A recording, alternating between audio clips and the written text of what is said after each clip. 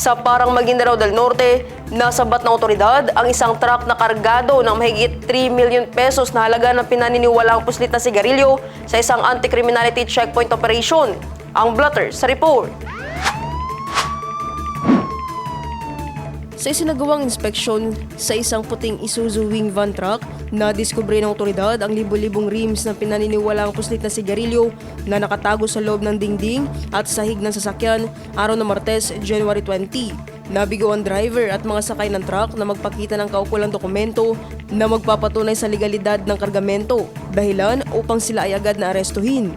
Nasa kustodiya na ng Parang Municipal Police Station ng mga narestong individual, mga nakumpiskang sigarilyo, at ang ginamit na sasakyan habang inihahanda ang turnover sa Bureau of Customs at ang pagsasampa ng kaukulang kaso.